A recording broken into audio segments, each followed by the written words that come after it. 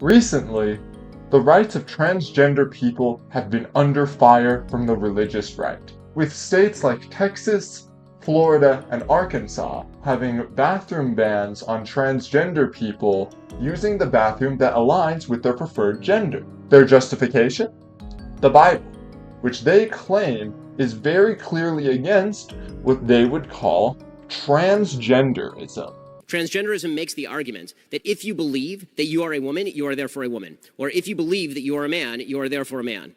I disagree with this. Now, biblically speaking, God's plan is for you to embrace your birth sex. But what if I told you that even the Bible is not against trans people, and this whole thing has been fabricated by conservative propaganda? Exactly, that's it.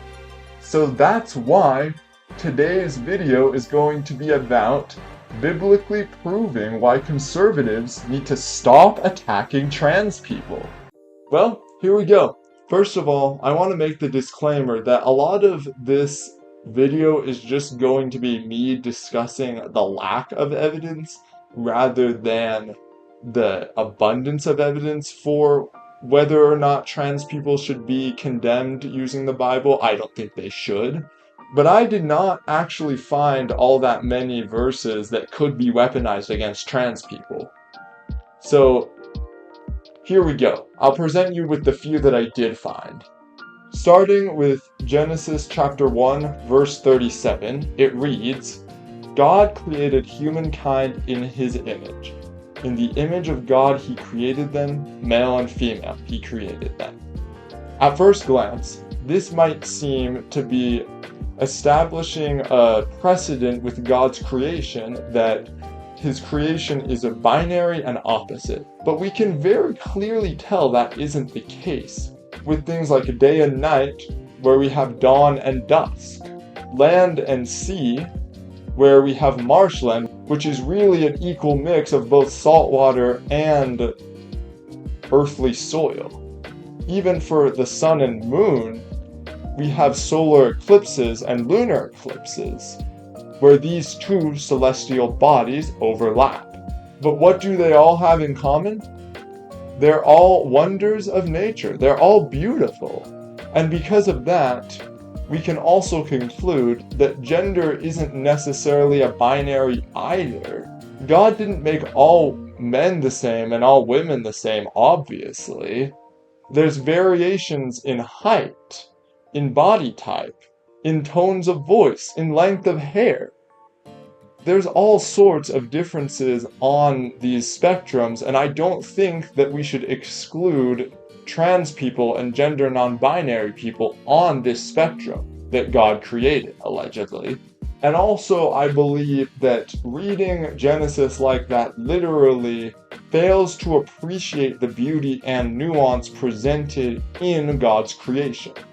I will also address the argument about transgender people only existing after the fall of man. And to do that, we have to talk about something that I call the nudist fallacy. So in Genesis chapter 2, verse 25, it reads, Adam and his wife were both naked, and they felt no shame. So this is how, in a Christian worldview, humans allegedly lived before the fall. They did not wear clothes, and they did not have body dysmorphia.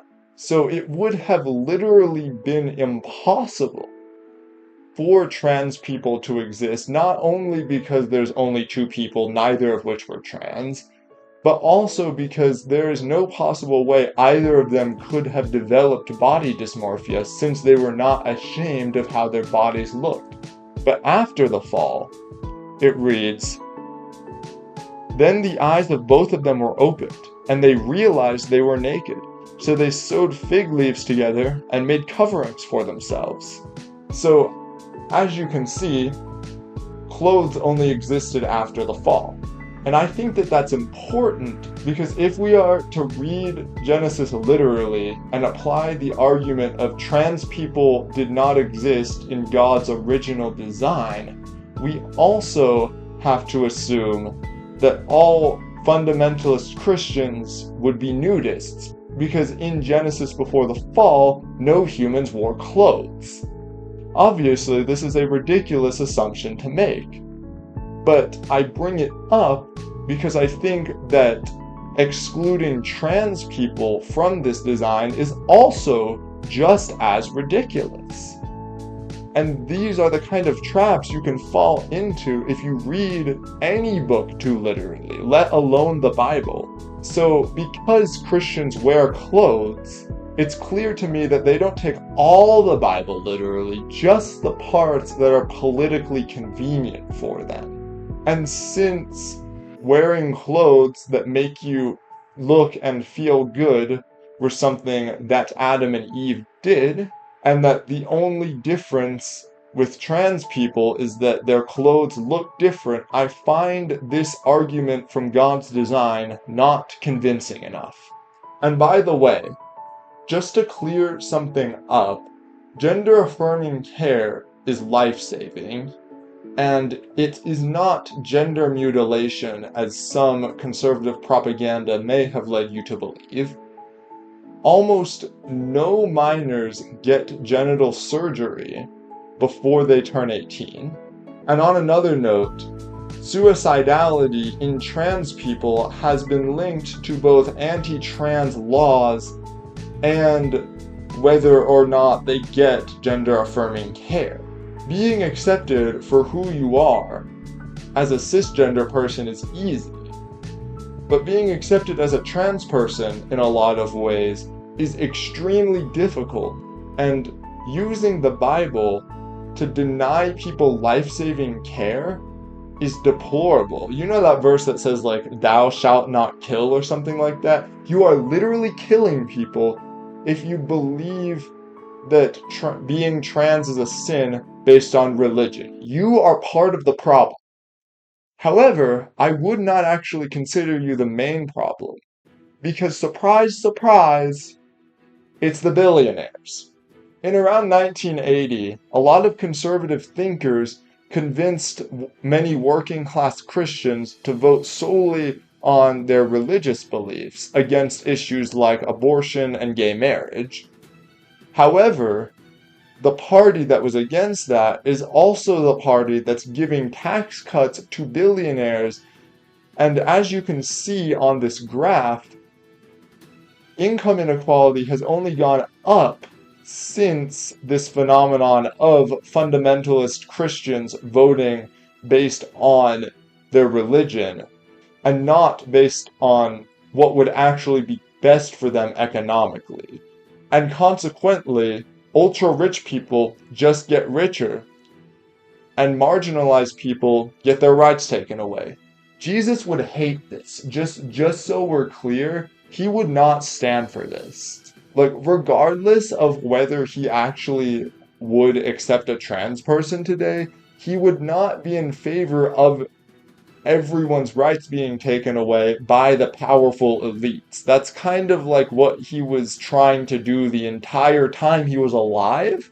So in conclusion, now that we know that there's basically no biblical evidence for condemning trans people, and that gender-affirming care saves lives, if you are a Christian, I believe it is reasonable to conclude that being transgender is not a sin. A loving God would not be mad at you for expressing yourself as you are, for living your truth. And to remind you of that, here's a Bible verse I found about the inclusivity of Jesus Christ and how so many Christians have just like warped it. It's kind of sad because Jesus was a cool guy. There is neither Jew nor Gentile, neither slave nor free, nor is there male and female, for you are all one in Christ Jesus. With that being said though, that's all I got for y'all today. If you enjoyed this video, please consider leaving a like and subscribing to the channel, because that lets me know that you enjoy it when I post either Christian-related content or when I try to beat conservatives with their own tools. As always, I hope you all have a great day. Peace!